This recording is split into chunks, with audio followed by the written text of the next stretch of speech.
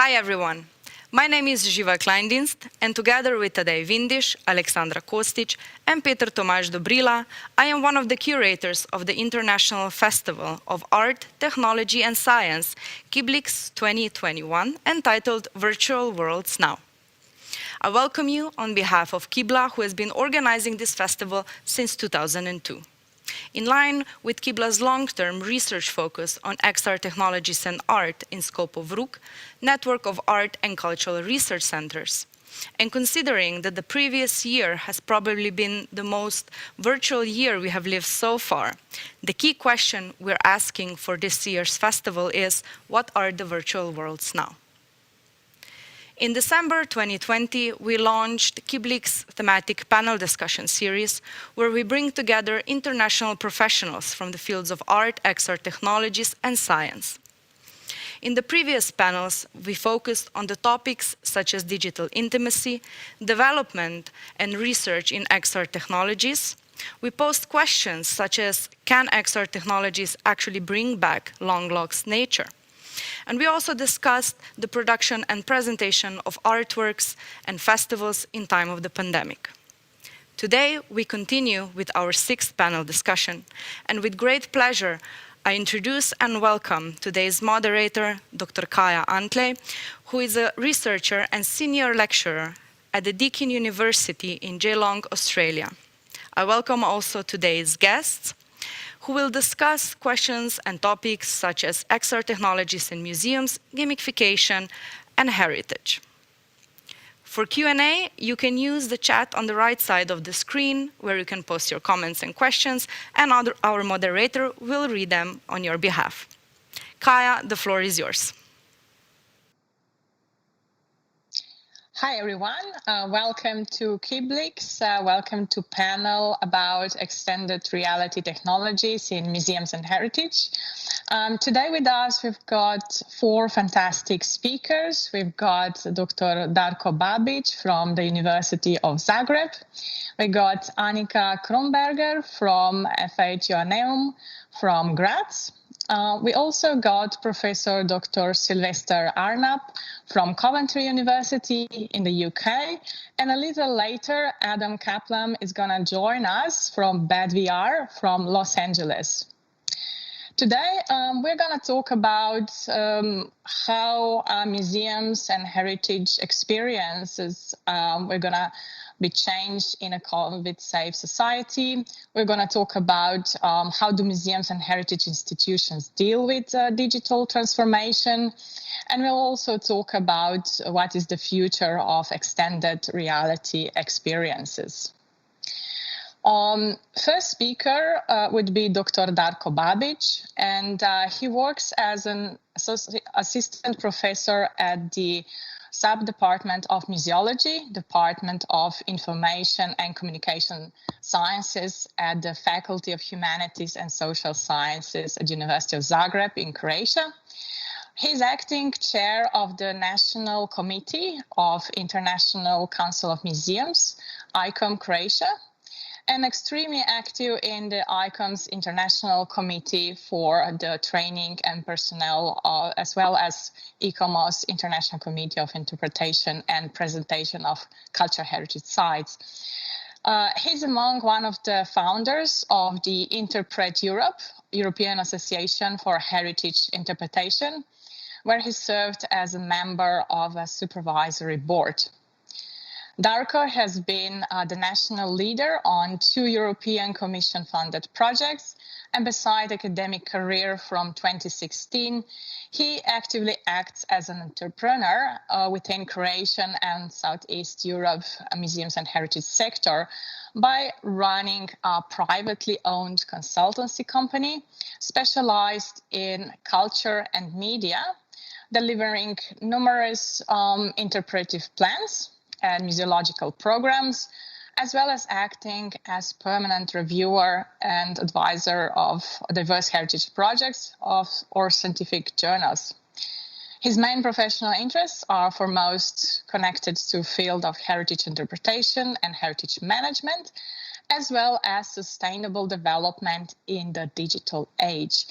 Darko, the floor is yours. Thank you, Kaja.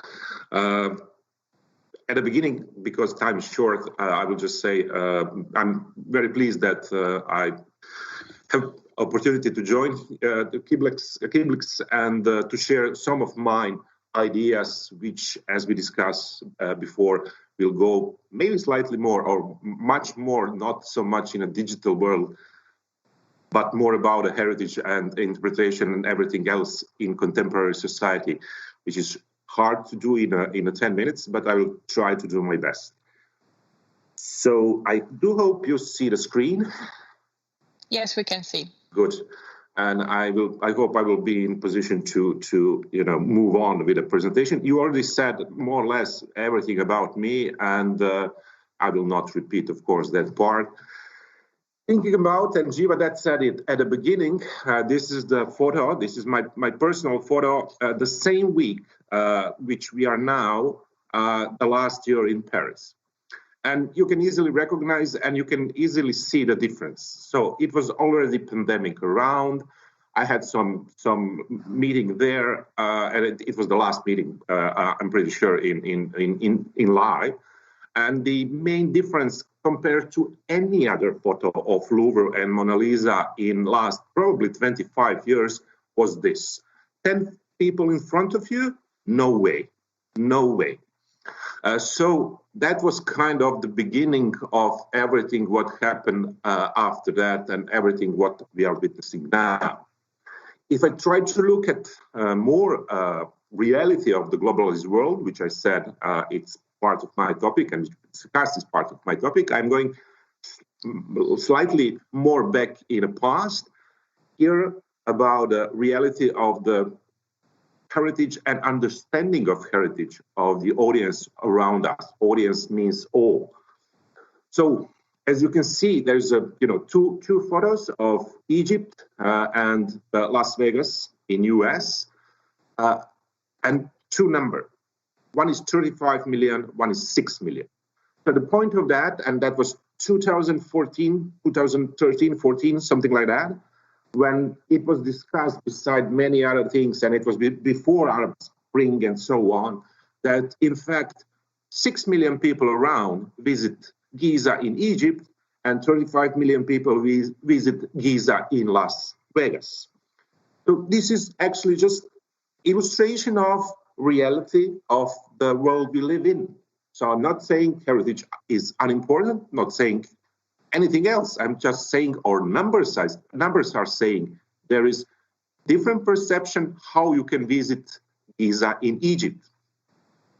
Another short example I'm always or almost always using. This is of course the famous Pedrera in Barcelona, in the city of Barcelona by Gaudi, one of many things you can visit in Barcelona, like Picasso Museum, Miró Foundation, and so on, Sagrada Familia, of course. But if you ask people who are not from Barcelona, who are not so much familiar, what is the most visited attraction? And it is indeed partly heritage attraction in Barcelona. It is, of course, the museum of the Football Club of Barcelona, and even more, if you want to experience real, to have that emotional part of that heritage, it is visiting of the football match.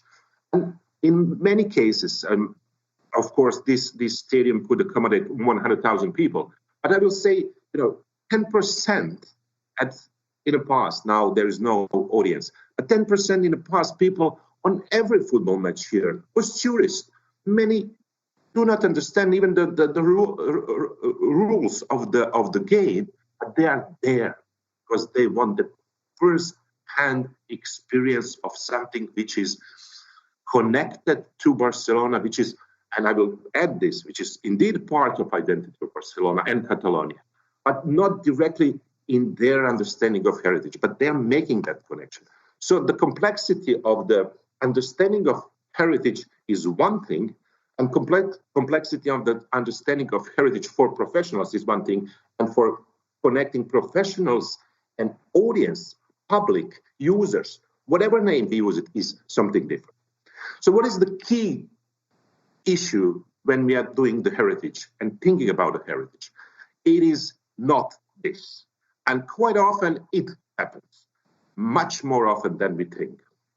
So the point, as I already said, is to think twice or rethink how we understand heritage, and saying this, arguing for a critical look at the way how we as professionals on one side and consumers on another, and we professionals are at the same time consumers and professionals, how we create and participate in a thing we easily call heritage.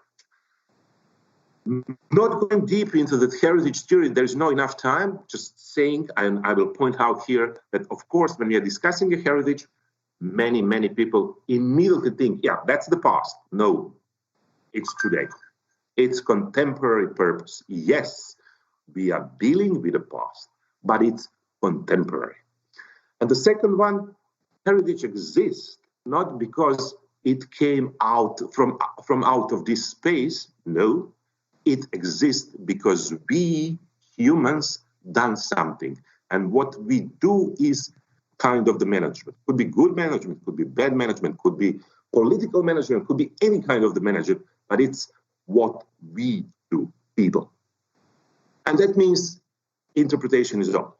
When we are discussing about heritage, interpretation is all it matters. So we could associate meaning, we could de-associate meaning, we could, put the favor of something, and so on and so on and so on. But everything at the end do lie in interpretation. In that sense, heritage or cultural experts must act as mediators in the process of bringing source, and here source means any kind of phenomena, cultural, natural, mixed, whatever, virtual, and so on and so on. So bringing source and users, public, audience, communities, again, we could use different terms, closer together. That's the role of heritage professionals. Coming more into the interpretation, we could say, yes, heritage professionals, as we said, interpretation is extremely important. Interpretation is that part which connects people and places. And interpretation offers to us universal benefits.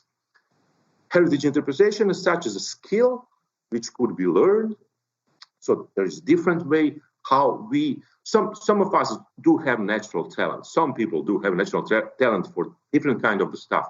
But for everybody else, there is a way how we can gain that skill to perform that part of interconnecting the resource and audience together. Okay. So not just to have text and to put everything in 10 minutes, this is my only slide which include digital. And my question here usually would be, what is this? How you can explain this? And because we are in this online streaming from distance, it's not easy to have that participative way. So I will say to you, this is the blackboard from the Croatian School Museum used in Croatian school in late 19th century. So blackboard, which students, pupil had. But why I'm asking that? If you want to explain that today, people, you will say this is the iPad from late 19th century. And then everybody will understand, because it is. Technology is different. Possibilities of those two iPads from late 19th century at the beginning of the 21st century is different, but essentially they are pretty close. So again, this is the point of the content would be delivered in different way. Technology, of course, reflects and always reflects partly the contemporary moment. And on the right side of the screen, the methodology, which is I'm still more familiar, not saying that I'm not in digital, but still more familiar and always necessary, and that's the field work. So when we are discussing about the heritage, many are saying, what about conservation? This is the main and important part. And there is a very good saying, through interpretation, there is understanding. Through understanding, there is appreciation. And through appreciation, there is a protection. So again, we do have the line how interpretation, heritage interpretation do influence that very important part indeed of heritage, dealing with heritage, and that's protection. And we could say interpretation is indeed a storytelling conservation, which could be done in different way. I prefer, if I must to explain or compare to something, I tend to do that to explain. This is very, very close to TV documentary. And you can easily see I prefer those by BBC and especially David Attenborough. Coming more to the close, this part, proactive role of interpretation in today's world is, again, needed. So it's not only to satisfy that dimension of protection and conservation, but at the same time, any interpretation connecting audience and a resource must or should act as a major force for social, economic, political, and cultural good. Or interpretation should encourage and motivate individuals and groups, and this is important part, to participate in decision concerning alternative futures. So whatever we do, that participate way, including in digital and any other part, must be included. Why?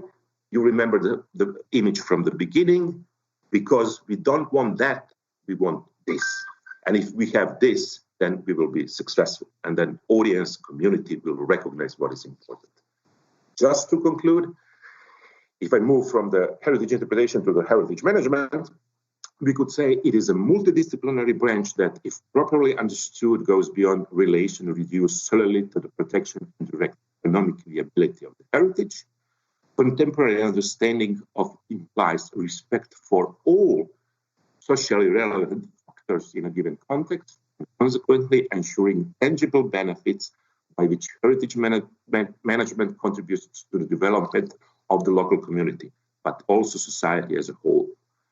Modern heritage studies, with their critical approach, point to the complexity of the concept of heritage, thus redefining established ideas of heritage management up to now.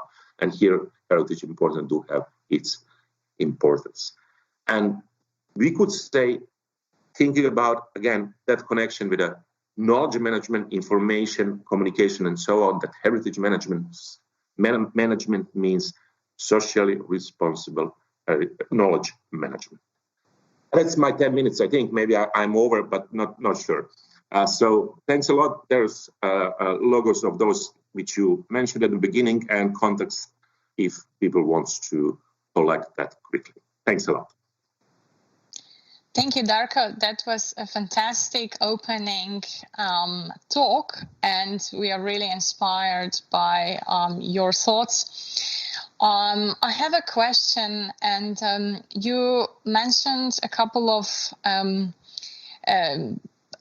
experiences that you probably get it in real life when traveling to Barcelona. Happened to me as well, the same thing, and I'm really interested about how do you see, for example, I have another experience from Munich, which was very similar. At the same day, I visited Die Neue Sammlung, which has a design collection with vehicles. And in the same afternoon, also the BMW museum, which was very full, lively, a lot of people, families. But the Neue Sammlung, you could only see maybe a few design students over there. So my question would be, how can we interpret in a way that audiences will be interested, but on the other side, how can we avoid Disneyfication of interpretation? Yeah, well, I'm not afraid of Disneyfication. You know, quite often I was in a situation that people, even if you say you're supposed to have slightly more activities which, you know, will be attractive to audience, then people are saying, oh, this is Disneyfication. This guy wants to have Disney all around the world. No. To be precise, I think Disney World is doing a great job. They know how to do the job. So we can learn from that. Of course, we will not put Donald Duck or whoever there, but the point is that, of course, the Camp Nou Museum, the football club, Barcelona Football Club Museum, do have that attraction because people all around the world knows for the football club, and this is another level. But indeed, when we are doing in any other kind of museum activities, we cannot, and I think this is still the main problem. People are just focused on themselves. You know, this is my collection, and this is important for me. Yes, and so this is the part of question which is missing. If you want to prove this is important, somebody else supposed to say this is important. And you know, this is the switch in a brain, which is still not going on, at least not enough.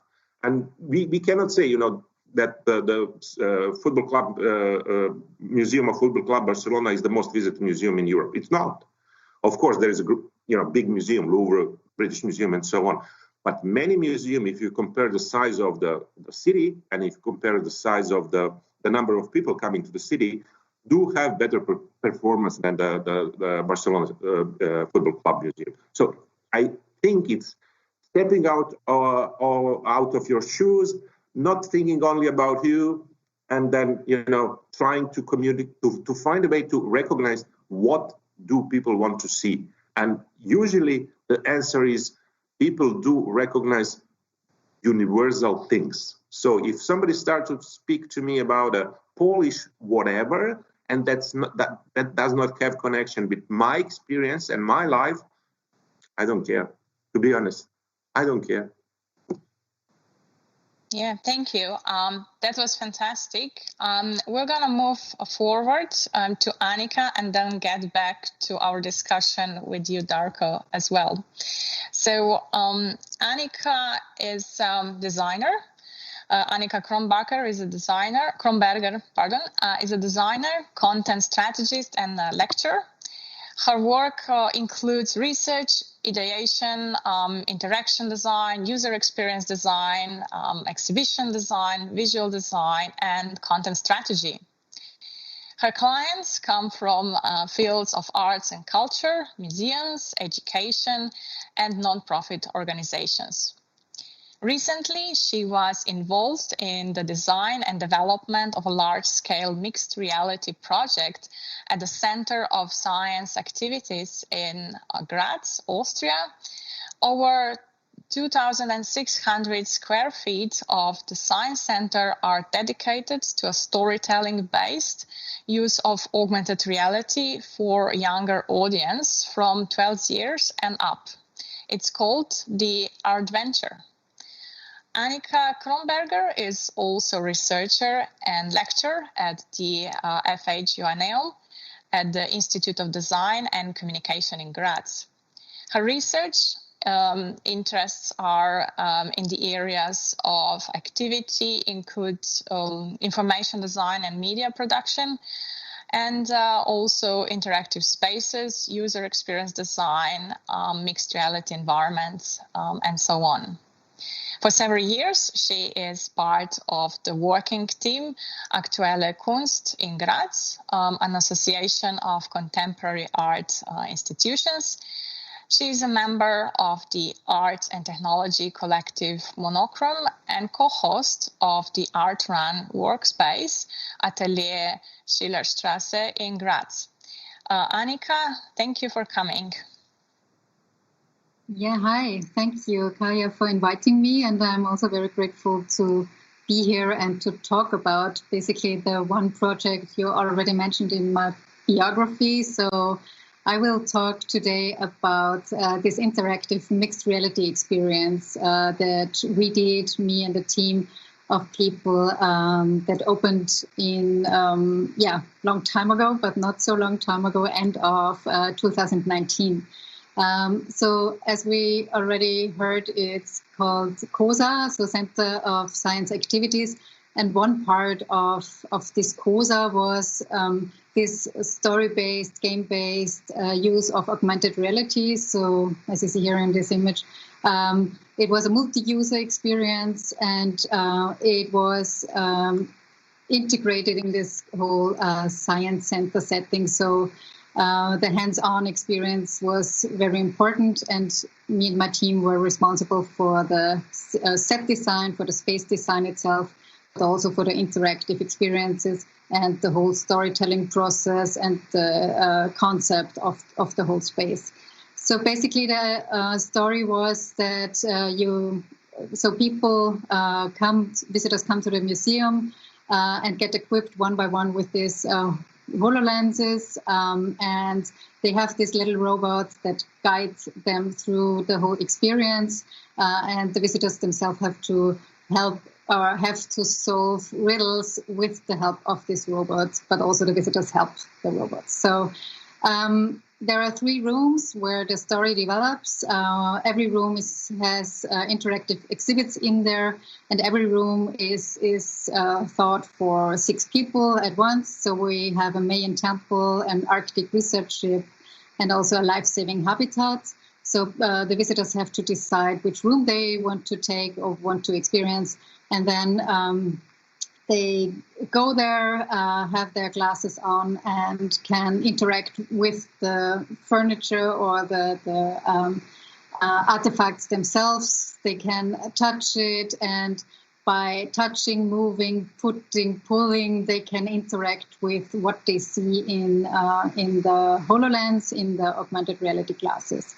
So it's really thought of kind of, as I said, this hands-on experience, but with the addition of this layer of this augmented reality layer and the holograms they get while using those exhibits.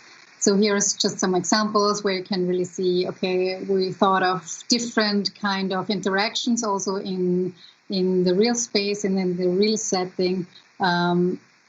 Here in this ship, you have to turn and to see how, when you put on your glasses, that's, of course, was not exactly what it looked like, but you see you have this small window to the digital world that somehow integrates with the real world. So that was really attractive to us when starting to work on that project, this fusion between the real and the virtual world that works sometimes very well, not always. I will come to that because I will also talk a bit about the challenges and the decisions we had to make during that process.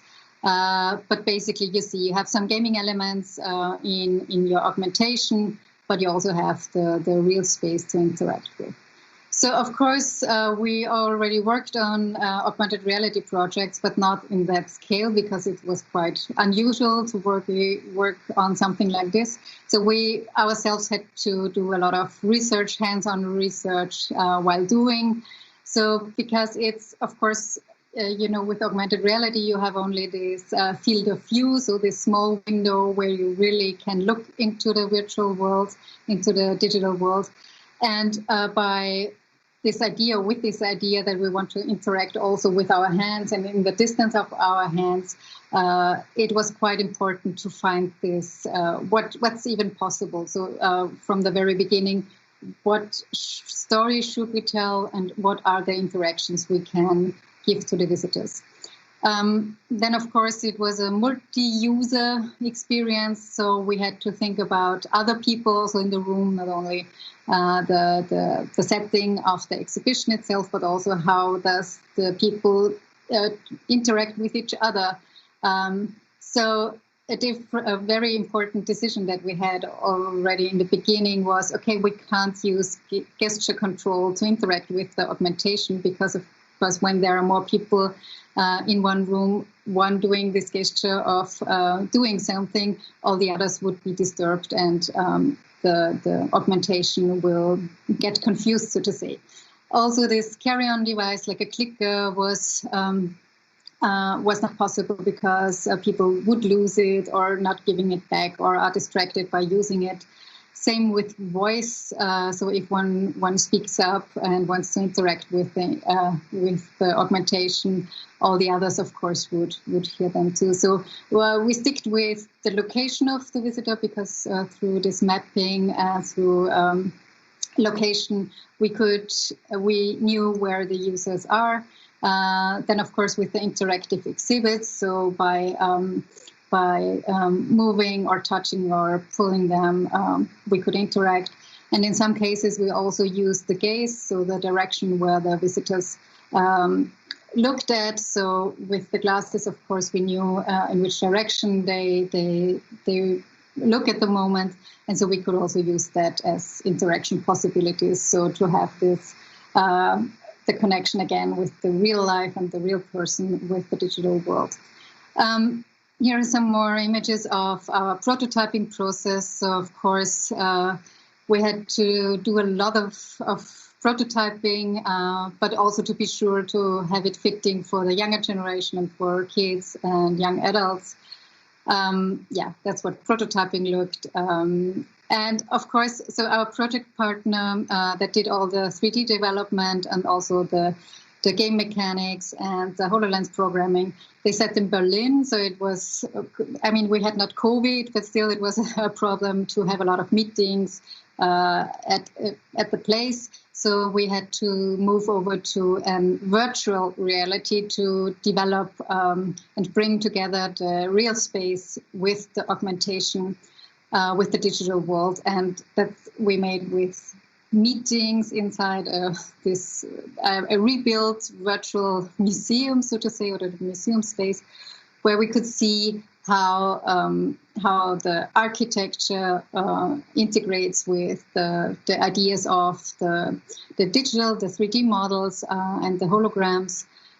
So that was kind of strange, but very helpful actually, because by only meeting through video meetings or so, it was very hard to explain each side and what each side of us or each project partner of us means with reality or button, real button, not real. So it was quite useful to have it as a co-creation space. Yeah. As I said, so one of the challenges was, of course, this multi-user experience in a basically limited space. So we had to really take care on the distance of the visitors themselves, but also with the interaction objects. So that's one. Yeah, you see the video, but. So that's what it basically looked like. You had this exhibit and had this layer of digital information or digital augmentation. Another thing was to take care on the distance between the places where the real interaction took place, and the augmentation layer. So you see it here with this field of view. It was not that easy to find the right balance there. So it worked quite well when the physical interaction was very close to the visitor, but the augmentation was a little bit far away, so that we could use the real big field of view basically. But it worked not that well when the augmentation should be very close to the person, but also the interaction. So in this case, you had to swipe over a board where some artifacts are revealed. So you see, you always have this cutting, this unnice cutting of the field of view. What worked very well in the setting was kind of the multi-sensory approach. So we did not only use the visuals from the holograms, but we also had this feeling, so the haptic feedback, so to say, or the feeling of touch. And in this example I show here, I mean, you can't see it, but there was wind coming out of this tube. So you pulled a real trigger, then you saw in the augmentation a window opening up, and then you got some wind out of this. So there was this place where also some magic happened, so to say. And we worked a lot on this sweet spot where the augmentation really blends into the surrounding, blends really into the setting. So it was a lot of work with light and color. We thought a lot about the design process itself. We thought a lot about the onboarding process, because the part where the people really got their glasses on is only one part of the whole story. So the storytelling and the immersion already had to start very early. And of course, the moment when people get their glasses on, maybe for the first time in their life, it's a very important moment. So we really took care on the setting here to also have the glasses stored in a very useful way so that it's get charged, but also helps the person who has to put the glasses on, the visitors, has a nice surrounding that really works and is not stressful for them. So I'm almost at the end of the presentation, but really what was attractive to us, and I think what's also a very important part to think of, is this balance between the realities, so that not only the augmented reality is mapped onto something, but also to use that space, to use the place that you can design for, also as a so to say, as an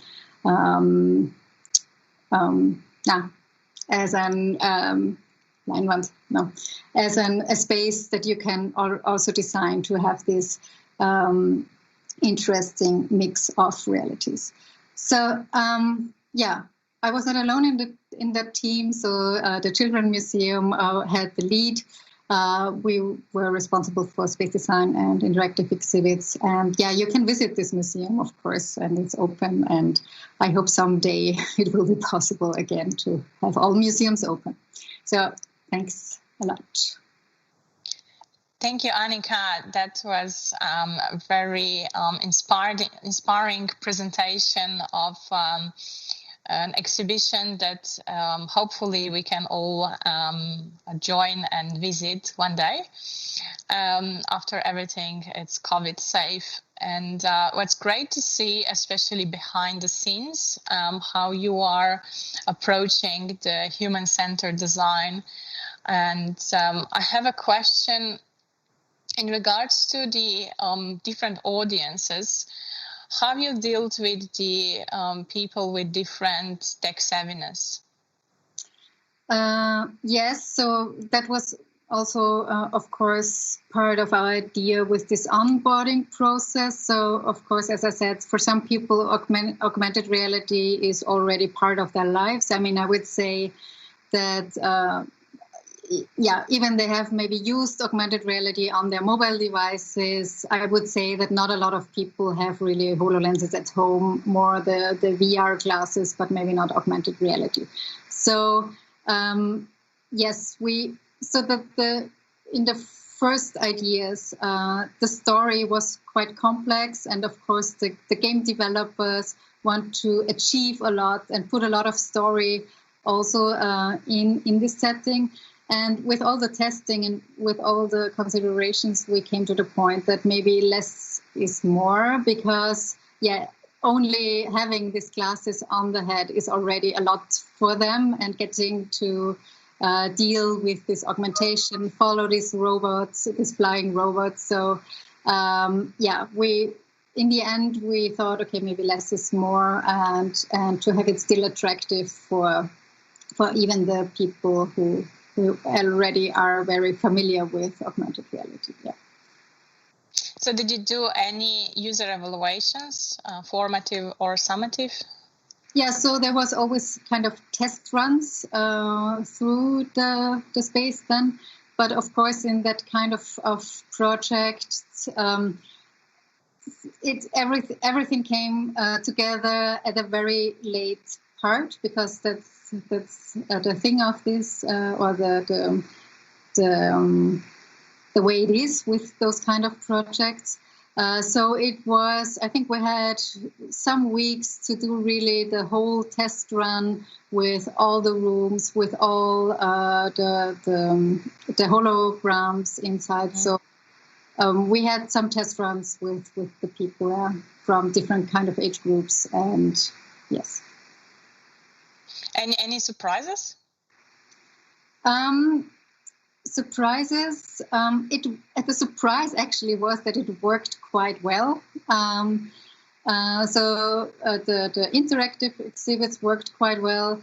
Sometimes it was confusing for them to follow the robot, because sometimes it flew out of the field of view, and you could only hear him or her. Yeah, so you had to move around a bit.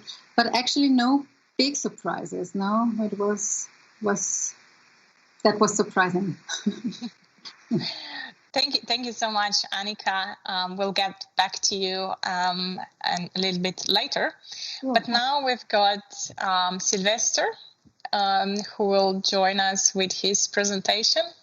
So Professor Dr. Sylvester Arnab is a full professor of game science at the Disruptive Media Learning Lab and associate of the Center for Post-Digital Cultures at Coventry University in UK. His research focuses on the investigation into engaging, empathic, and empowering experiences throughout the lens of playful and gameful design practices. Sylvester is the co-founder of the award-winning Game Changers Initiative, which has been adopted in Malaysia and is currently being expanded into Vietnam and Indonesia towards responding to the UN Sustainable Development Goals. Sylvester has recently published a book on game science in hybrid learning spaces, which provides insights into the research and practice of purposeful game design with a focus on hybrid education. So thank you for joining us, Sylvester. The floor is yours. Excellent. It is a pleasure for me to be here today as well, and it's good to listen to what Darko was talking about and Anika as well, and it sort of fits with what I'm going to talk about today, which is very much around how do we design experiences, because if you think about how do we encourage the community to be involved in the co-creation as well, in terms of what experiences that would engage them in cultural heritage perhaps, and which will inform the context of the use of technology. So this is something that I'm very much interested in. So this is what I'm going to try and talk about in the next probably 9 minutes left. So it is all about creating meaningful, engaging experiences. It is important to think about how do we onboard, and Anika was talking about how do we onboard the different users to ensure that we provide the correct or the appropriate experiences that would actually meet the needs of the different users. So it is important for us to think about what are the different processes or the way that we design different experiences that will meet their motivation, that will meet their capabilities, that will provide something that is meaningful for them in order for them to, travel or traverse the journey that we want to create for them. So this is important. This is something that I'm working on in terms of trying to understand motivation in terms of the triggers that we can actually provide to encourage someone to carry out certain activities that would be beneficial for them. So in my research, it's very much around how do we remix, how do we repurpose, how do we remote play. What I mean by this is how do we design experiences that can be inspired by play and games. All of us have played games in so many different ways. We've played sports, we've played board games, card games, digital games, so on and so forth. So what can we learn from these types of experiences? How can we emulate or recreate the emotional connection that we have with those experiences? Can we learn from the different aspects of this and use it to design different solutions, different products, different solutions, or different experiences that will engage different types of users? So in the case of cultural heritage, in terms of museums, perhaps we need to think about, the different types of engagement that we want to include in the journey that someone will go through in terms of, coming through the door to the end of the experience. Is that what are the different modes that we would like to include in terms of the engagement with the artifacts, perhaps, or the engagement with the stories, and the engagement with the interaction with others within that particular context. So I find it interesting that we can actually learn from how we play and how we interact with others when we play, and what are the emotional connection that we experience in that particular activity, and how we can translate that into design. This is something that I'm very much interested in. And there are so many headlines during the pandemic in terms of the benefits of play and gameplay. Since we can't actually go anywhere, it's like the UK is here in lockdown, games have provided the opportunity for us to, quote-unquote, travel, to explore different scenarios, explore different locations, to interact with others in a safe space, right? So we are able to really expand our imagination. So this is something that I think it is important for us to look at games and gameplay as inspirations for how we can facilitate certain activities that will be beneficial for our target audience, whether they are for learners, whether they are for visitors, for patients, and for so many different stakeholders out there. So we can actually learn from the benefits of looking at the design process. So this is something that we are looking at in terms of one of our main program that we set up in 2014, 2015. And we are interested to know, or to discover, or to investigate, how do we encourage someone who is not familiar with games, someone who is not familiar with the co-creation of gameful experiences, to be able to be confident, to onboard them into the whole process, helping them to practice the approach and to master it so that they can practice it in their own time, on their own practices. So we have worked with staff and students across the university, and also the different the various partners that we are working with around the world. And some of our methodologies, as mentioned by Kaja in the introduction, that our approach has been adopted in countries such as in Malaysia, Indonesia, and Vietnam, and also in other parts of the world, where they are using the different approaches for encouraging people to co-create experiences. So we took inspiration from design thinking, the process of designing, but through the lens of game design. So through this, our aim is to get people to think about what do they care about, what can they do, and how can they do it, and how can we make it work, and where do we go from here? So to ensure that the sense of ownership is there.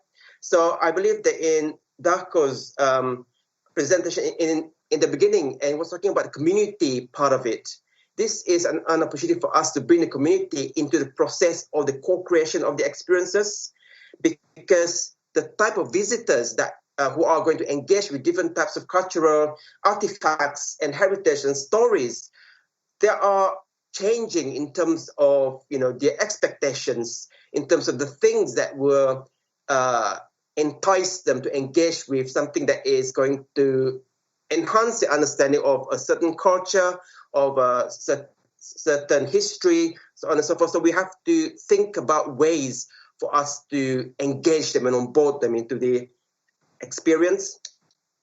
So in terms of the holistic approach, context matters. So that goes back to understanding what do we want to achieve. Then think about how do we make it interesting, gameful, and playful. And then that will inform the types of technology that is going to be useful for us. And as an example, as we can see here, we can see that staff and students at university work together to create an application to address a gap in the learning at university, which is how do you learn Italian language and the culture and the history at the same time? How do you do it in an active way? So they were very much inspired by Pokemon Go. So in the end, together, they created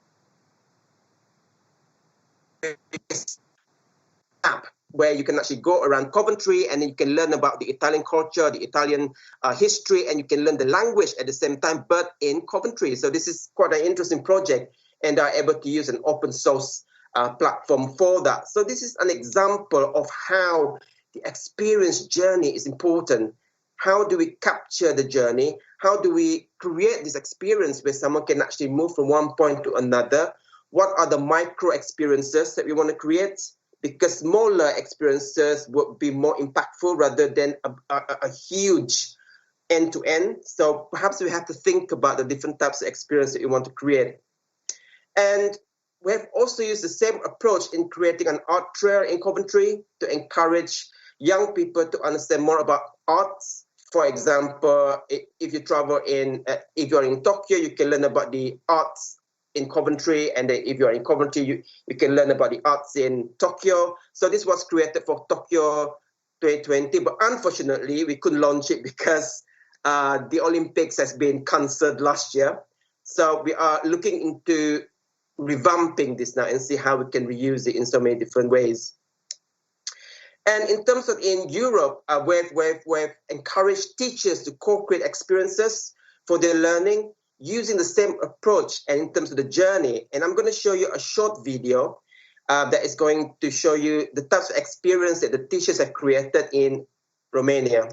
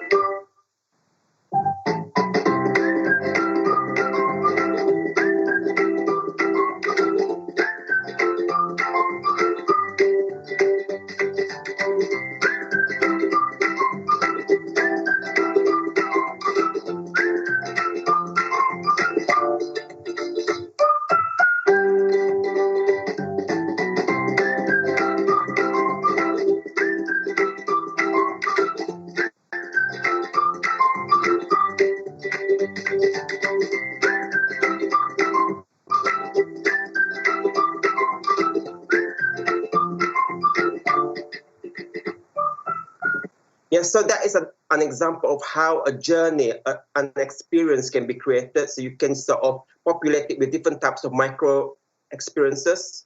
So this approach is also being used in this example here on the screen in terms of how do we map the journey. We need to understand what are the different types of objectives that we want to achieve in, say, a museum visiting journey. What are the different segments of the experience? What do we want the visitors to achieve in those particular segments so that we can create different types of experiences that will meet the needs. And this is also an example of PhD work. The PhD student is supervised by myself as well as Kaja.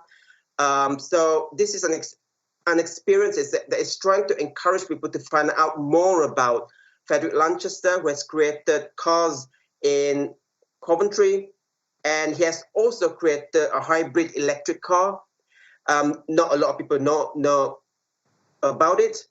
So the students is also using that journey experience. How do you contextualize the different journeys, the different parts of the journey, and what do we want them to achieve within those particular journeys so that it will be more contextualized and useful for them.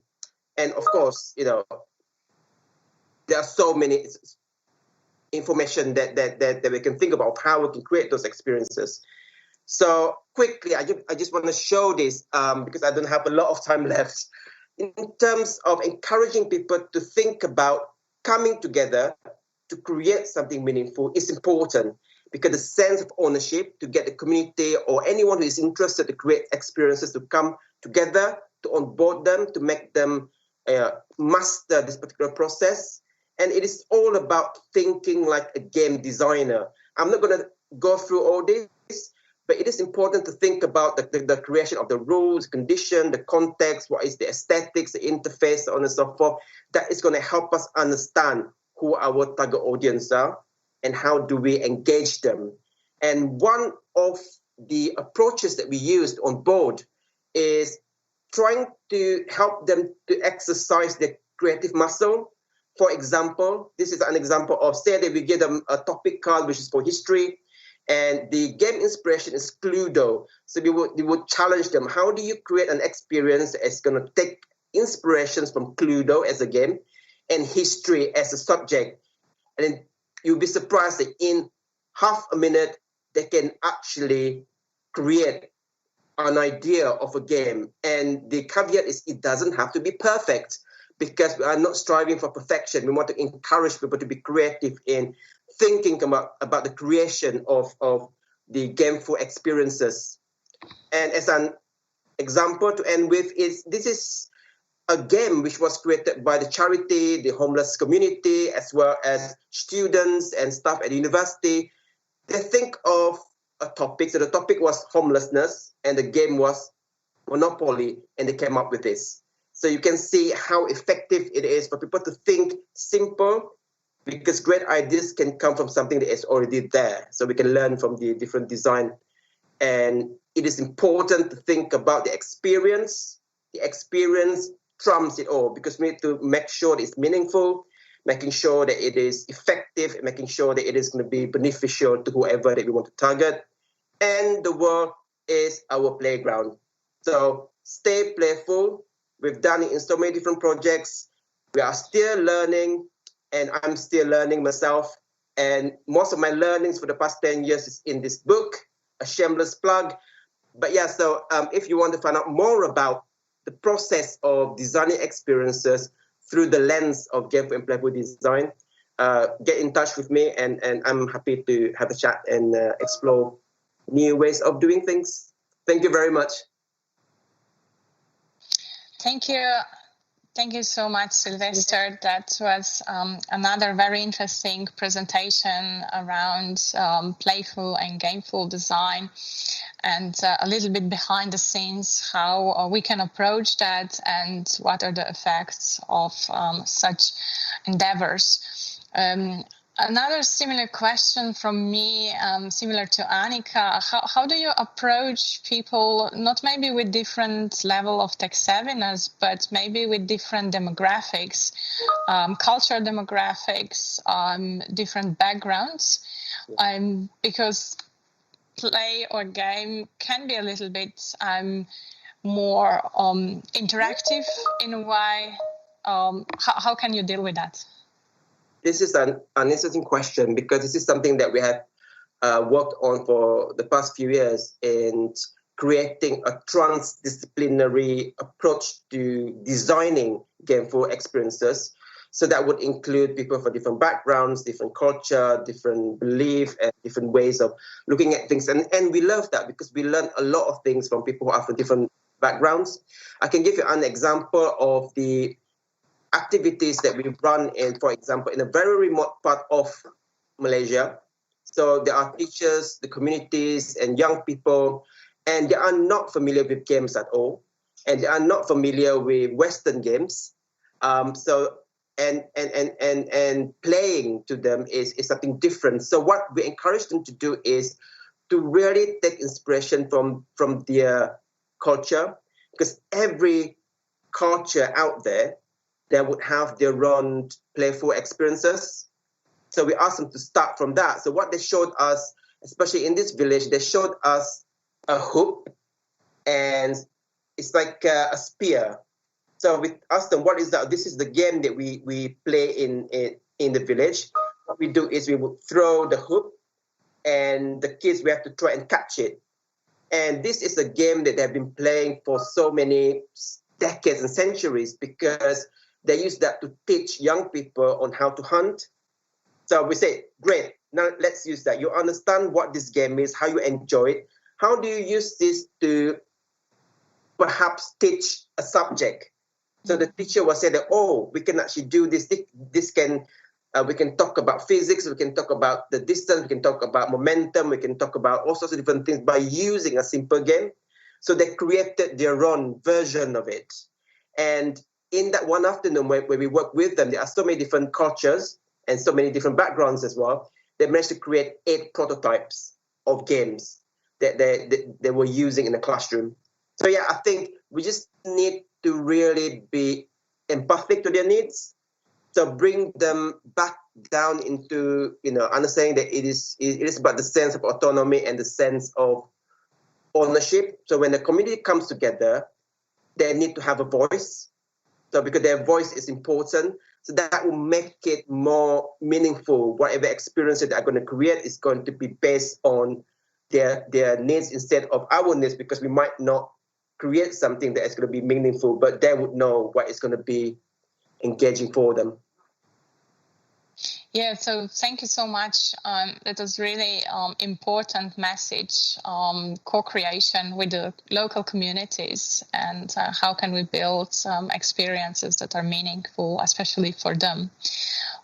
That's something that we will talk a bit later as well. But let's proceed with our presentations.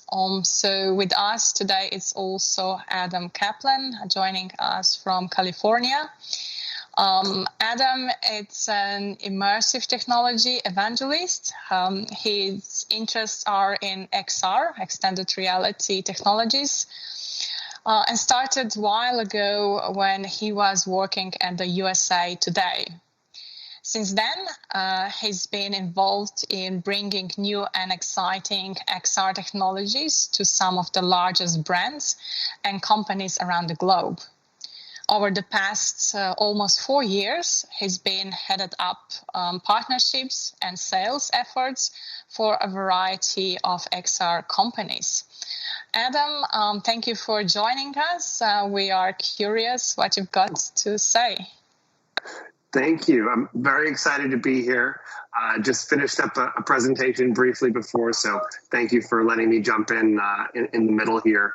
I have a very short presentation, just kind of talking through what I'm currently doing with immersive data analytics, but I really want to sort of tailor this to really talk about XR in general, and if there are any questions around, kind of that and how it works in terms of connecting with people. I'm super excited to work with that as well. So I'm going to go ahead and share my screen here. Everyone hopefully should be able to see that. Yep. Wonderful.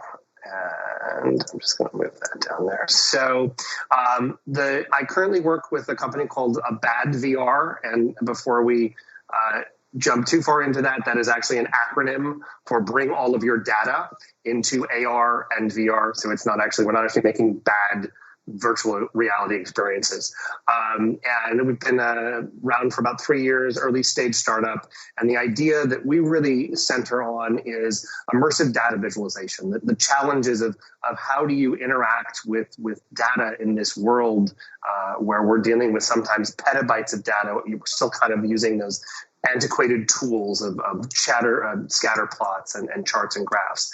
And so our co-founders initially thought that there was this idea of immersion might be a better way to interact with data. And so we started to talk about how VR and AR might work in terms of data visualization. And it really comes down to a couple of key points. Number one, and I think this may be a sort of a recurring theme throughout this talk, is the power of 3 dimensions, and the fact that when you are in an augmented reality experience or a virtual reality experience, you are actually experiencing it in a way where your brain is being tricked to think it's in real life. And I think that it's huge when we talk about being able to form memories and do things in virtual reality where we form those in our prefrontal cortex. And so we're able to have deeper recall. We're able to have greater understanding just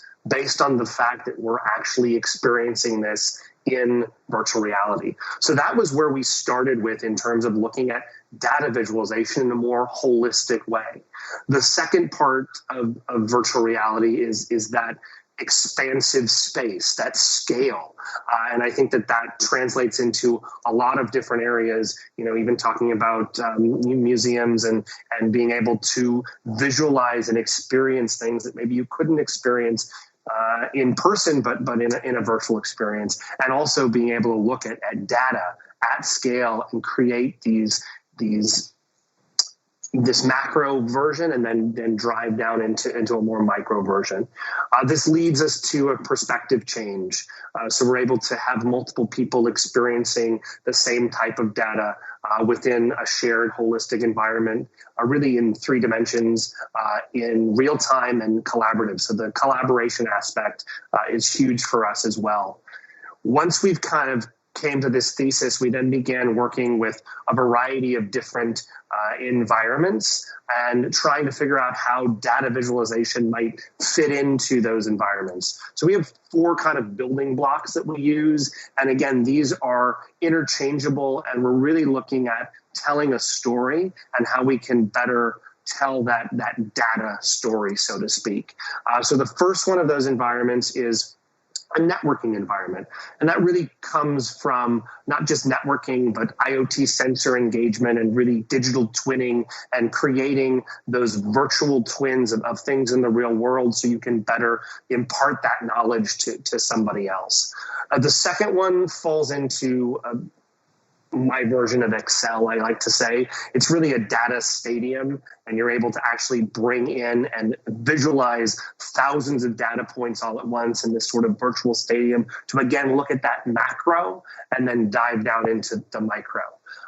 Again, then we move into geospatial visualization. We're doing a lot of work with public safety, with health data around visualizing things geospatially, whether that's weather or fire data. And then the last 2 environments fall into little farther out. Signal visualization, so working a lot with telecommunications and 5G to actually allow you in AR to visualize a signal in real time to be able to help with signal drop off and that kind of thing. And then bringing everything together into, like I said, this holistic view of what we call our augmented or virtual reality operations center. And again, going back to that initial idea of that perspective change, that power of 3D, and being able to bring in different types of data. And when I talk about data, I'm not just talking about numbers and spreadsheets. I'm talking about images and videos. And so we're able to bring in all of that sort of content into the shared experience, so someone anywhere in the world can jump into that and do analytics and kind of interact with that. I'm going to play a brief video now, if I can get there. Really quick, give me 1 second.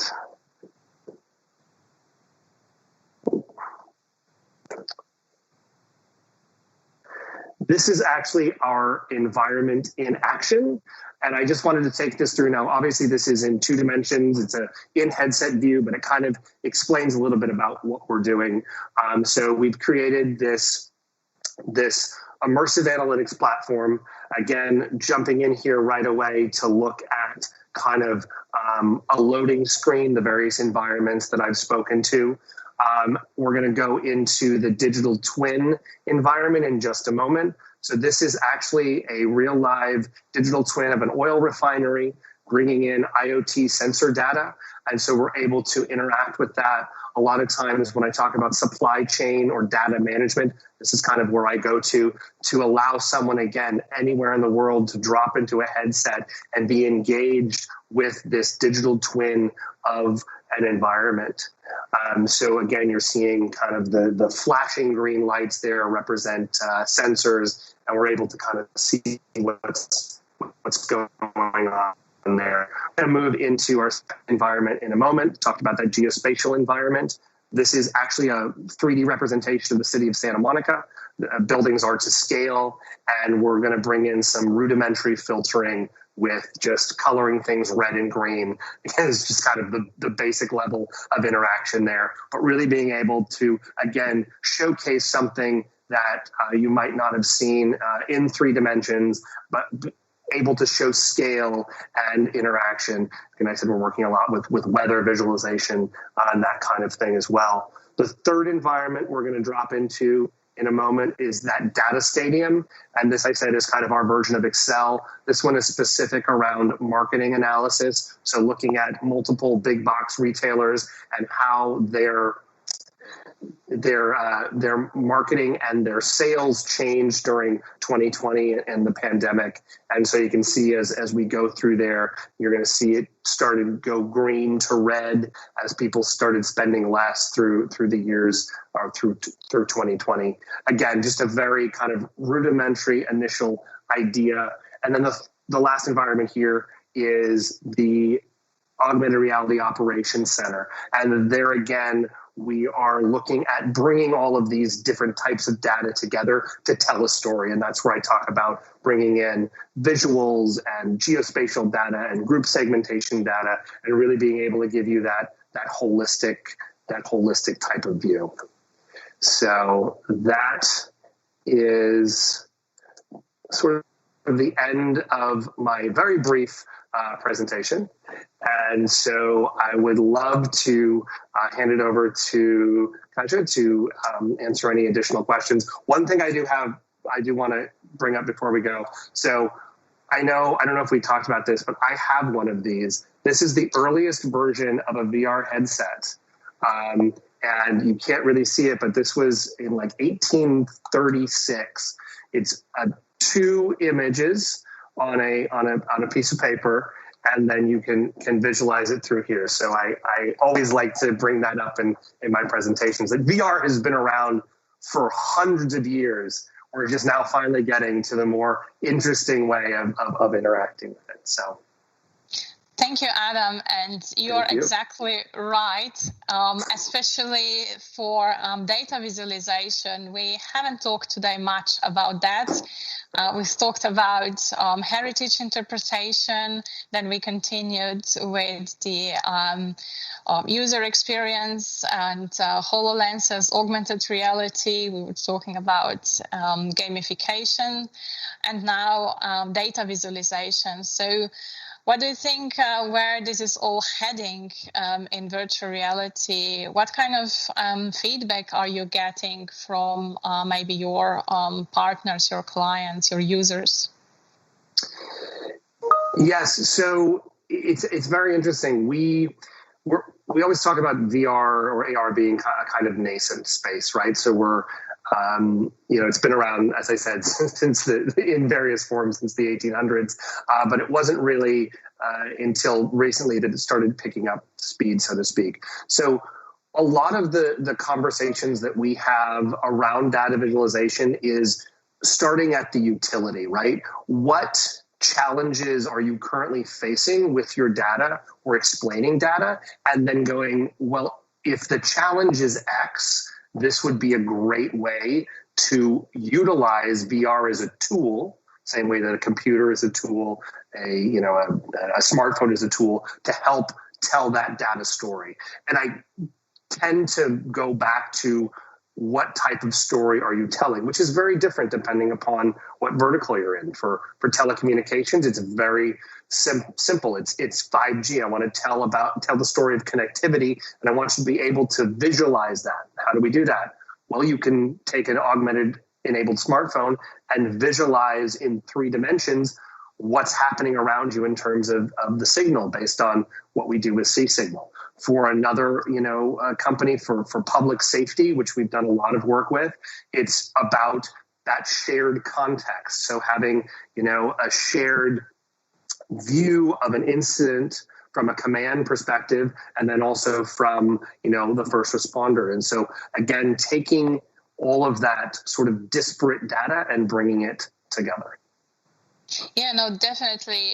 That's a great point. We'll soon continue with the discussion with all of our panelists. But maybe before we go into that, just maybe one quick question. So, Adam, you mentioned also things are coming, 5G, and we will all have probably internet everywhere on. Right. But we'll talk about that later. And one question I've got is around heritage interpretation. This sounds as a really interesting approach towards 4D or three-dimensional data visualization plus time. Do you have any experiences with that, or how do you see 4D visualization being used in heritage interpretation and VR? So from a company standpoint, I don't have any experience with that, but I see the value of it. Again, kind of going back to that holistic view and just the way that people interact with that information, being able to take something that has been restricted to a smaller group or someone who maybe has to go to the museum or has to be in an area, and to sort of democratize that and allow people everywhere to not only experience that but experience it in 3 or 4 dimensions. When you look at how things happen over time and change over time, and then the way that those memories are formed, I think is huge within the society. To be able to actually, impart that knowledge to another generation is huge. So. Yeah, thank you. We will now continue with the discussion. And Darko, did you have a question? Well, I want to react because I think Adam put when he explained what they are doing, and when he explained, for example, what telecom company wants, I think when we are discussing about museums and heritage, this is what we are missing. Telecom companies exactly know what they want. And that's what we are quite often missing in museum and heritage sector. So people are aware, we want some augmented reality. And then if you ask why, they will not be sure. And if you ask, and how you will use it, they will say, audience will use that. Yeah, we know audience will use it, but there is a reason. We need to have the reason why we implement that. And Adam put that perfectly. Companies or some other clients know why they want that. And this is what we're missing in the heritage sector quite often. Yeah, to really start with user needs, right? And I would say it's not just the heritage sector. I think a lot of sectors are not doing that correctly. They're looking at it as the end and not a utility to get to the end. And so I think that's one of the challenges within the XR space that we're dealing with, is because people do look at it as that gamification VR from the 90s, where it's a really cool game, which is great. VR for gaming is awesome. It's amazing how your blood rate is up and you're excited. But I think a lot of, including this sector, have looked at it as not the utility that it is. It is the same as, what did the computer do to change this, right? So very, very interesting point. So does it mean that we need now to correct what it was an issue a couple of years or maybe even decades ago, when especially museum and heritage sector, or maybe because there were some of the companies that were pretty aggressive with their technologies and saying, okay, we're going to save your world. But then the technology didn't work well. And a little bit of damage was created in terms of expectations from the institution's point of view, as well as from users' point of view. How do you, Anika, see this, the further development of technologies and managing expectations? Yeah. So I just want to add to this why we should use the technology, because that was also, of course, a point of discussion that we had with our augmented reality project. And we always said we only want to use that or bring it into the story when we use the superpower of the augmented reality glasses, because they have superpowers. You can look through the wall, you can make things visible. And if you could do the same with just a monitor or just with a printed display, it makes no sense to put those glasses under the heads of the people.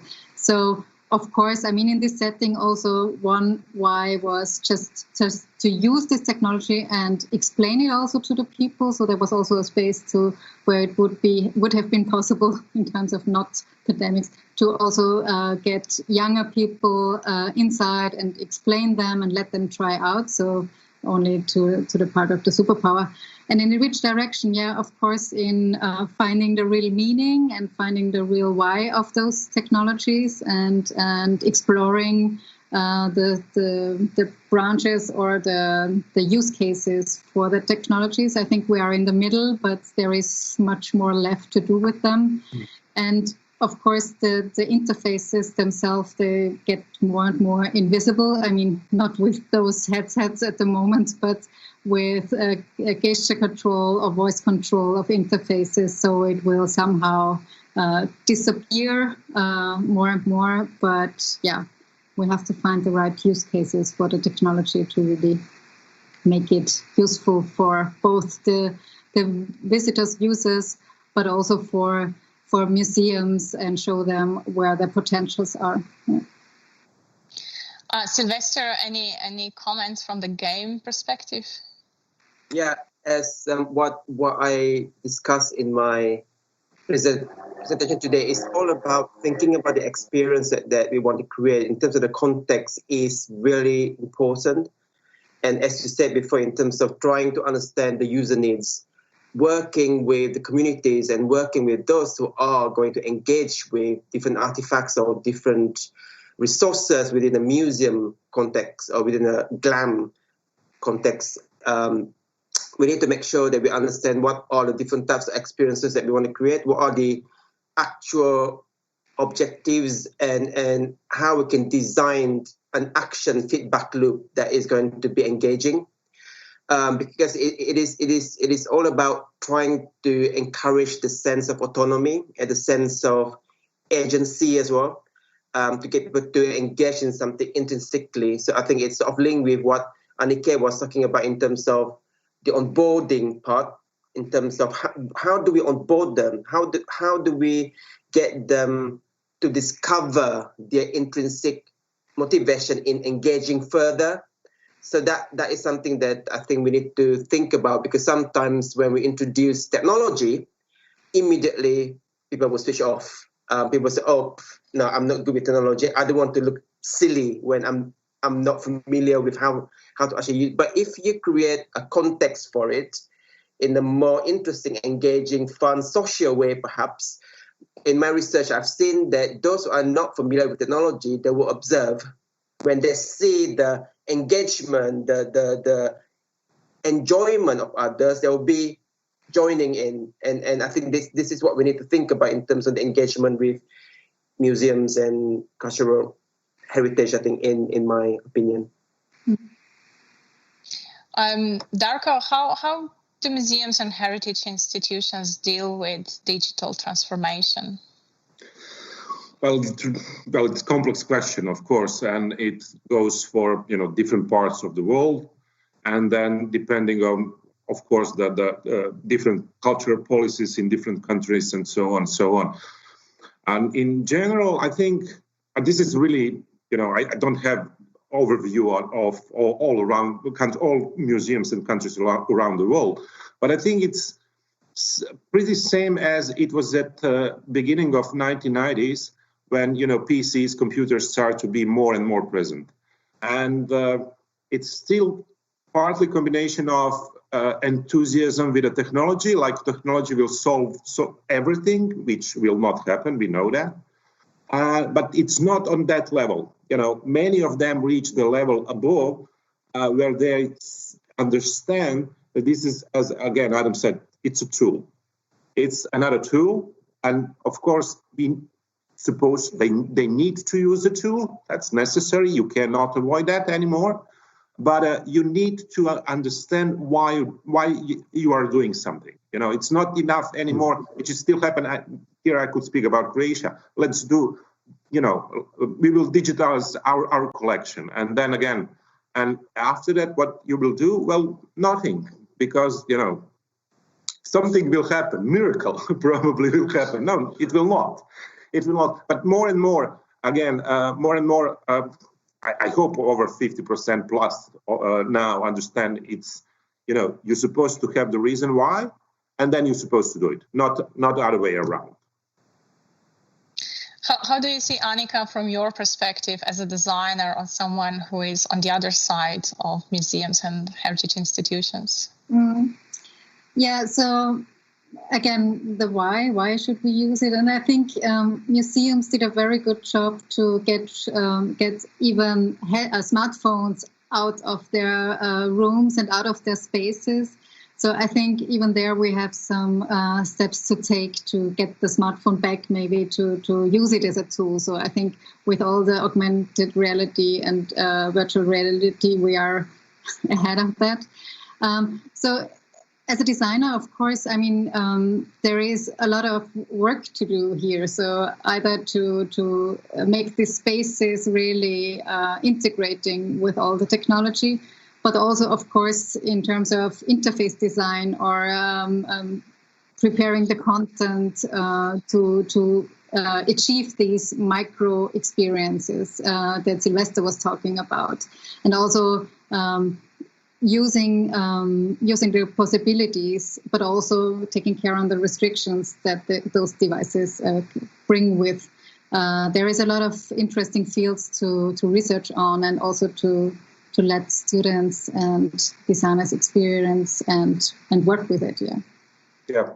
Kaja, if I again can just interrupt, and you said on the opposite side, and of course you didn't mean that way.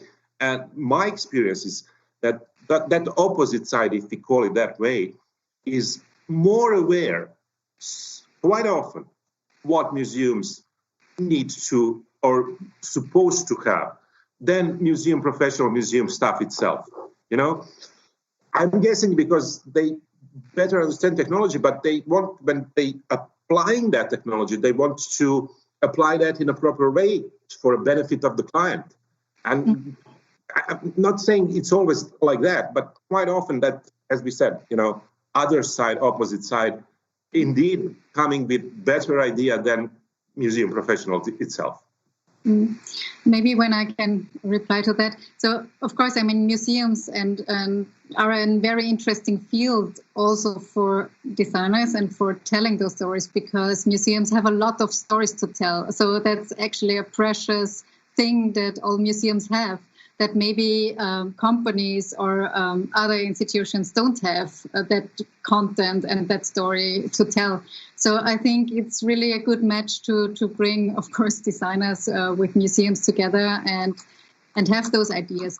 I think one problem, of course, is that, I mean, developing an exhibition with augmented reality or something like that, it's kind of a software development process, and that's something very new or maybe unfamiliar, and also a little bit scary to some of the museums. And I understand that, because, of course, it also costs a lot of money, it takes a lot of time. Sometimes in the beginning, it's not clear what comes out in the end. So to see, to do the research while doing it, so to say. So, but I think there is, I mean, we see it at conferences where also met Kaja, that a lot of things are going on. And I think it's getting more and more that also this superpower or this tool to connect the visitors or the people with the content of the museum is seen as a advantage and a useful thing to work on. So we were talking about user needs and user wants, and that they might be quite, maybe even more tech savvy than the institutions themselves. How can we discover user needs in that regard? Sylvester, you've got any recommendations for museums and heritage? For me, I understand where Darko was coming from in terms of sometimes the professionals themselves don't actually know what they need. So that's one thing that we always, when we work with the stakeholders, what we always try to do is to help them to find any gaps, any problems, or anything that they would wish to change, anything that the wish list, as well as something that is needed in the museums or in schools and whatnot. So they will start with a problem, quote unquote, gaps or challenge or opportunities. So they will agree and they would discuss that particular challenge. That is where we normally start from. And then we would challenge them, say that, see this example, similar problem to yours, and it has been solved in this way. So that would link with what Anika was saying in terms of having more use cases to show and how. And in terms of most of the time, the issues that we always address is on how do you engage, for example, in schools, how do you engage someone in something that they don't really want to do? So it's one of the key problems, right? So we said, hey, let's look at gameful design aspects or playful design aspects. What are the different aspects that we can include and try out and test out? So we help them to go through the design process of designing experiences, break it down into, right, okay, this is what we want to do first, secondly, thirdly. That sort of link with micro experiences. So it is not as scary as creating a big experience. So we'll start with one, okay, let's start in creating something that is going to address this sub-objective that has been identified, and then they will work on that. And they will be more confident, so they will work on the second one, the third one. Then they will think about how do we fit everything together. So in short, it is all about starting small and making sure that the conversations are there. And we are there to understand the needs as well as to challenge them when we need to. But we should not, in the way, push the technological ideas first, because it's not going to work. We're going to say, oof, no, we don't need this. We start with the problem and then say, oh, this is how we can actually use this technology that's going to solve this particular problem. That's my view. And now we are talking also about COVID. We cannot avoid this discussion, definitely. Maybe Adam, how do you see how COVID accelerates the development of XR? What do you see from your perspective? Yeah, so COVID, I think, was a game changer for a lot of almost every industry. And what I've seen from XR and from our experience, that video that you saw of our demo was something that came out of COVID, because pre-COVID I would just go into a client and put a headset on them, and now during COVID we weren't able to do that. But I think it's done two things. I think it's advanced the storyline where people have been interested in finding alternative ways to interact, which has sort of pushed AR and VR into the forefront. But I think, again, we also need to be very, very careful, sort of the overarching thought that we've had around this conversation of making sure that we're looking at that utility. And so I think that as we move into 2021, 2022, we're going to start seeing these hybrids of possibly utilizing AR and VR within the workplace to help augment, in-person interaction and that kind of thing. So it has definitely, I think, advanced the story of VR, but I'm interested to see how 2021 and 2022 kind of change that course. So that makes sense. So Darko, what about museums and heritage institutions? How do they deal with COVID, and how can we create maybe COVID-safe, engaging tools? Well, I'm guessing all of you know and that social distancing and all other rules. And to be honest, in the spring or during the summertime, I attended several museum conferences, and COVID was the topic. And then half of the conference, people, repeated the social distancing, disinfection, and so on and so on. And so we were all around the world. So no point to, and all of us here and all of our audience know that. So what is valid for many other things we are doing or not doing, it's more or less valid for museums. Of course, there is again regional difference. Some European countries still do have museums closed.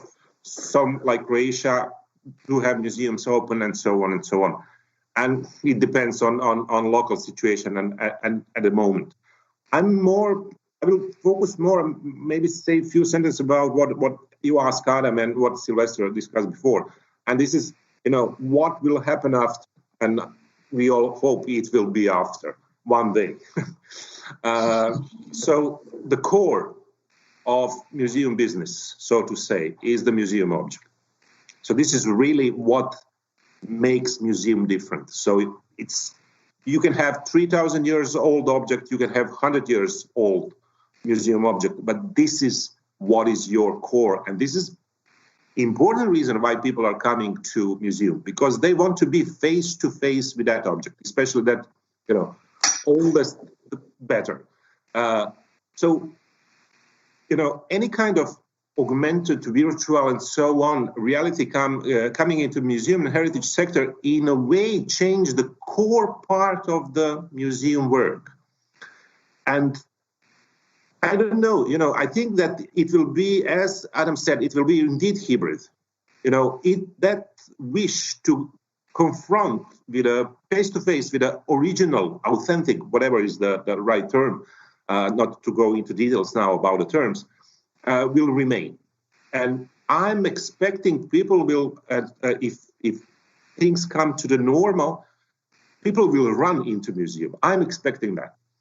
And then after that, it will be balanced, and everything they experience during this time, and they experience quite a lot in different ways, virtual tour, personal virtual tours, and so on, they will start to ask for that too. So what happened in last year, it will stay.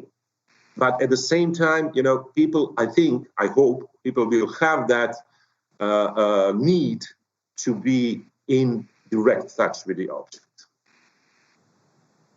So you are saying that it will be much more precious to be in physical reality with physical objects. I think it will, when things stop in a way, and the same is valid for tourism. People are saying, no, it will not be the same. I think people will run all around the world like crazy. They will say I can die every day. I need to see everything tomorrow, in a way. Some people are saying different. I don't have the crystal ball. This is my personal opinion. So I think the same will happen with a museum, museums and physical visit. But as I said, no question it can go back to the 2019. So what museums offered in 2020, the audience will demand, beside the physical visit, you need to have that too. So it will be kind of the pressure on museums, but this is kind of the positive pressure in my way, as I see it. You opened very interesting debate about museum visits, physical museum visits. My question is, now we are approaching towards 5G. We are approaching toward new ways of internet with Starlink, Kuiper, OneWeb, internet from the space, which will mean that sooner or later, internet will be available to other countries, regional countries, regional places, which is a great opportunity for heritage sites that are not in urban areas. On the other side, that could mean that everyone will be able to participate in virtual world.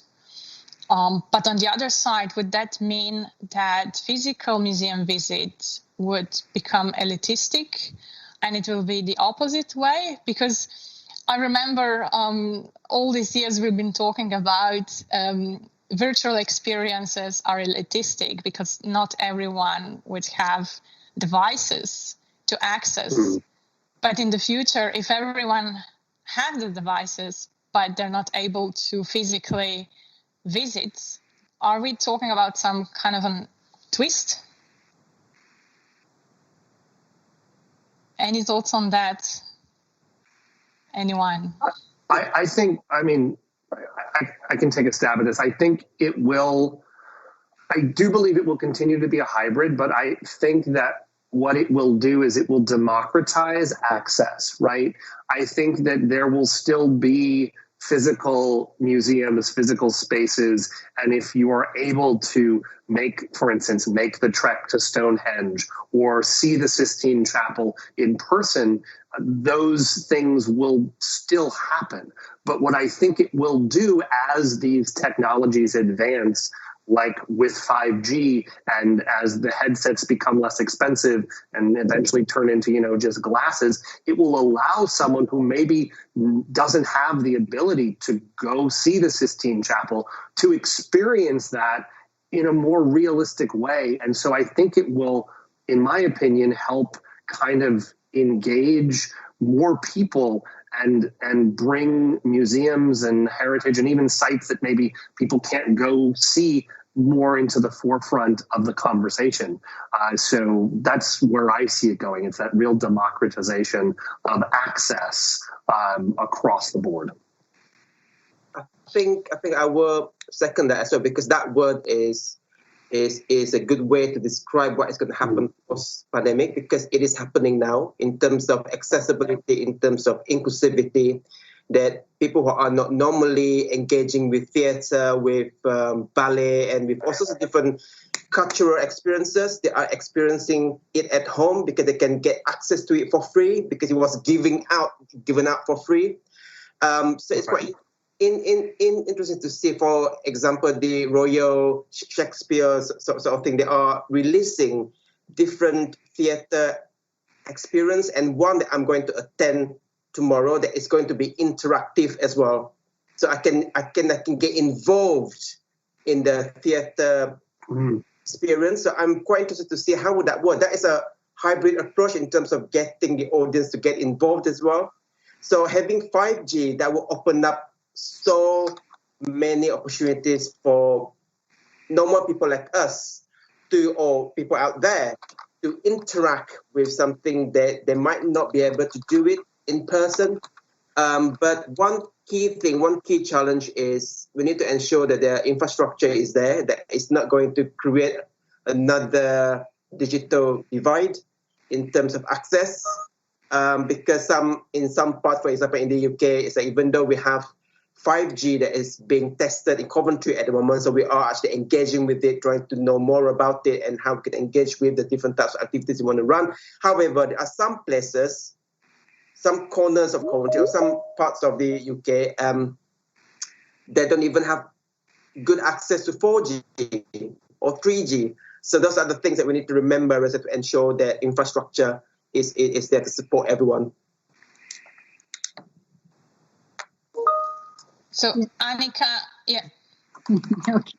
Yet, just one add to what it has made with museums, and what I think is that they definitely got pushed into the direction of telling their story in a different way and on a different medium. I think it was a quick webinar on how to do that, and thinking of different approaches to connect with also these people that don't come to the museum but sit somewhere else, somewhere on the planet. But even to those people who are sitting in the same city but are not interested in maybe going to the space. So I think that made a good and interesting push into that direction. And I agree with Darko. I think we will not go back completely to 2019, what is a good thing, but some really approaches that worked well will continue to be there, and people will expect that and ask for that. Of course, the pandemic for our project with augmented reality classes inside a museum, it's really hard actually, because it was the hygienic topic was there before, so it was taken care of, but now it's a completely different game. So it's putting on some device that somebody else had on his head before. I don't know if it will be possible soon, or people don't want to do it, I would say, at the moment. But on the other hand, that will give maybe also a push to bringing your own device, so to say, to the museum, because it's yours, it has your genes on it, and maybe use that for augmentation. But yeah, for putting devices on the head or even headphones, I mean, it's difficult to use it. Yeah. To that point, there are some companies that even before the pandemic have been working on sterilization techniques. CleanBox is one of them, and so I think that we're going to see that sort of bloom in the next few years around, you know, being able to, I think in the medical profession initially, but being able to, you know, have something where I can take a device off, sterilize it, and not have that concern. But I really like the idea of bringing BYOB to or BYOD to the museum itself, and kind of engaging that way as well. Yeah, actually, so we have a clean box in the museum even before the pandemic, because of course people want to get it sterilized. Yeah. So, yeah, please. And well, you know, if we look and think what Adam said, that virtual reality was, or augmented reality was around us for hundreds of years. If I'm saying interpretation is for thousands of years, and then, you know, nothing will change because we all that have for thousands of years around us. In a way, it's true, really. Yeah.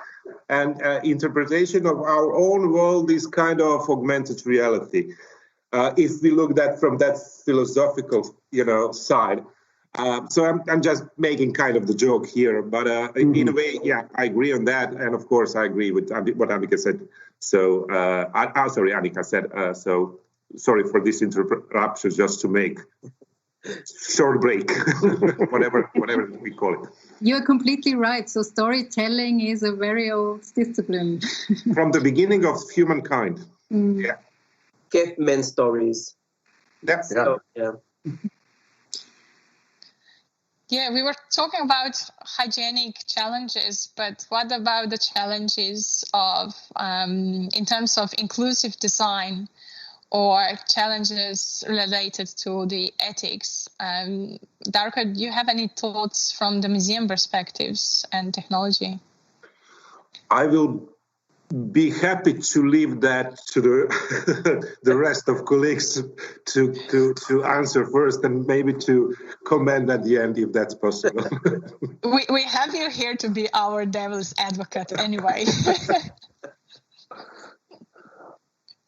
Well, I mean, I'll take a stab at it to start off. I think accessibility is always going to be a challenge when you have a new technology.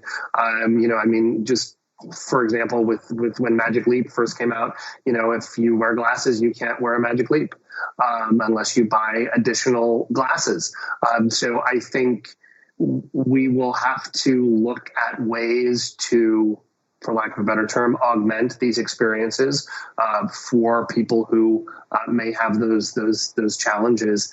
But I think, again, going back to what Darko had said around storytelling, these devices are another way of telling stories. And so I think that we will start to see, you know, different ways to kind of address those accessibility challenges. And I think the key accessibility challenge at this point is a price point. So we really need to get these devices into a more efficient means of production, so that, you know, again, going back to democratization, someone can actually afford an Oculus and can use it, or even, you know, taking it to the public sphere of, do these become something that is more of a device that is a shared device, right? Where you can, you know, you can go into a library and you can use a computer. Well, why can't you go into a library and use a VR headset or an XR headset? So I think that that's one of the challenges that we're going to need to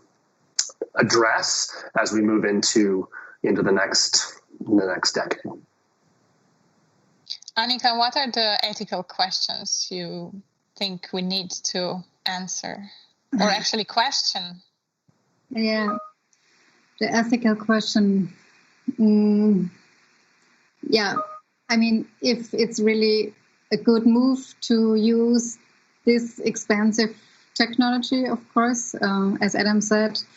And I mean, to the terms of accessibility, of course, those augmented reality glasses are not that accessible at the moment. But on the other hand, they offer also possibilities for more accessibility, so to say, because they adapt to the size you have. You can choose the language you want to hear. So maybe it could be used as a tool to offer more accessible content. But of course, not really at the moment. I think it has to take some more time. But maybe what to say to accessibility. So I think it could be also used as a tool to give a different perspective on things and to integrate different perspective into the museum context. So as Darko said, I mean, the object is quite important in museums, but what about the perspective that people have on that object? So I once was part of an EU-funded project where we dealt with this, bringing different perspectives into the museum. And I think maybe people are more happy with really reading long texts about that object or having people telling them the story. But maybe others want to have the technology that they can use to get into the story of the object. So maybe in that kind, it could be seen as being an enabler of accessibility. But yeah, of course, I think it's an important topic to discuss. I think for me, it's like one thing that is interesting is also representations of the different cultures, and especially in terms of in Europe now, migration is huge, and different cities, the faces of different cities, the multi-layers are ever changing, and what is happening now is going to be history, it's going to be culture in the future. So how do we represent the community in terms of their culture, their heritage? For example, in Coventry, there are so many people from different nationalities who have called Coventry home. So how do we represent, the communities there to ensure that anything that we represent in the galleries, museums, also represent the people who are actually living in a particular space? So I think that is something that is interesting, that the City of Culture, because Coventry is the City of Culture this year, so it is trying to bring all the community together in representing their culture. So this is a good start, and I think that is what we need to think about as well, in terms of accessibility, inclusivity, diversity, and the ethics itself. Perhaps I was thinking of, if we think about 5G, we think about using technology in a museum space. What are our thoughts on data privacy? Are there going to be issues in terms of people questioning what are you going to do with the data that you're going to collect from me walking from one end to the end in a museum, and you are going to detect my motion, my movement? That sort of thing that I think we need to think about and show we know what we're doing with the data and we are transparent with it. Darko, I think it's your time now. Yeah, well, I could only sum up, and because colleagues already explained, I could sum up in a way. I remember in 2008, I had a scholarship in Barcelona, and it was time before the tablets, indeed. And at that time, we discussed about how to use technology. I was there, in a department of education, but working with heritage interpretation and this kind of stuff. And what we actually concluded, I think it's still valid, maybe not like in 2008, but still valid. When we are discussing accessibility, inclusion, diversity, participation, and so on, you can do it without technology. It's possible to do it. And if we look at in the past of the museum institution development, we can go back to eco-museums, 1970s, which actually done all that stuff in a different way. Of course, it was beginning of 70s of the 20th century. But, it's not necessary that you have technology to have accessibility. In today's world, it's different. You need it. But, there is an idea what you are doing, and there is a way or tool which you need to do it. And the same like with your question with ethics. Ethics was issue before, it's now, it will be in future. I don't see different ethics in technology compared to the usual exhibition without using of any technology. There is, of course, difference in way of using GDPR, blah, blah, whatever. But basically, from perspective of giving audience experience of the heritage, there is no difference. I would say there is no difference. There is no critical difference. So we've got a few minutes left, and maybe if we could conclude this session with a little bit of more of a foresight questions. Darko, how do you see the future of heritage interpretation and engagement from the museum and heritage point of view? No question, it will go up. No question, it will be more demands. No question, it will create sometimes issues. In a way that, of course, I'm fully in favor of different perspectives and so on. But different perspectives could bring clashes. That's possible. We saw that in a summer, during the summertime, especially in US. Partly, I will not discuss the political part. What we are witnessing now in Croatia is that the greatest Croatian sculpture, Ivan Meštrović, there is a demand to remove the sculpture from in Chicago presenting Indian, and perspective of sculpture, Croatian sculpture, what he done is more in line what we are demanding today than that perception of the past or the beginning of 20th century and so on. So that opening, if I say in one word, it's great. I'm fully in favor. It will bring more challenges, and that's good. I don't see problem. I hope we will never start any war because of museum objects. I seriously do hope. As far as that, we are managing that discussion, even issues, raising issues, and so it's good. And heritage interpretation, not to forget that part, is playing the crucial role here, of course. It opens the discussion, right? It opens discussion in facilitate understanding and so on and so on. So, Anika, what is the future of interaction design and exhibition design? So actually, it of course will also go up because the devices are getting different and more potential to interacting with them. The modes of interaction are changing, so gesture control, voice control. So it's a very interesting field to work in, not only of course design-wise, but also storytelling-wise. And of course, I mean, to adapt to every single user. So this term of user experience design and really taking the needs of the users into account by designing for them. I mean, there is a lot to do. So I think there will be enough jobs in every area of application. Sylvester, your perspective on the future of gamification? For me, as linking to what I've mentioned before, is I think it's all about micro experiences. Because, as you know,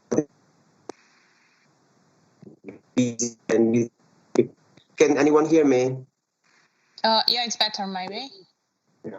Right. Okay. Yeah. So it's all about trying to create a different, smaller chunk of experience. Learning from the shorter feedback loop.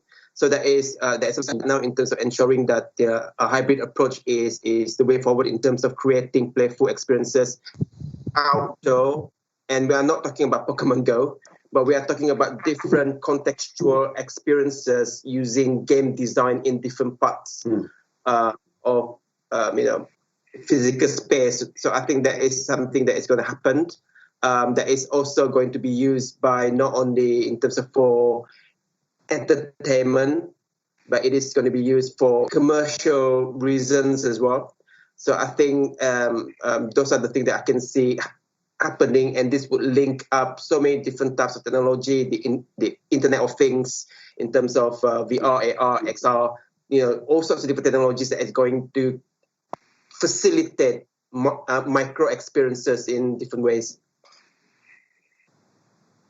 So Adam, what are the next big steps in extended reality? How do you see from your perspective? So I think there were a couple of things. I think number one, we're just going to continue to see these devices become smaller and better in terms of resolution and that kind of thing.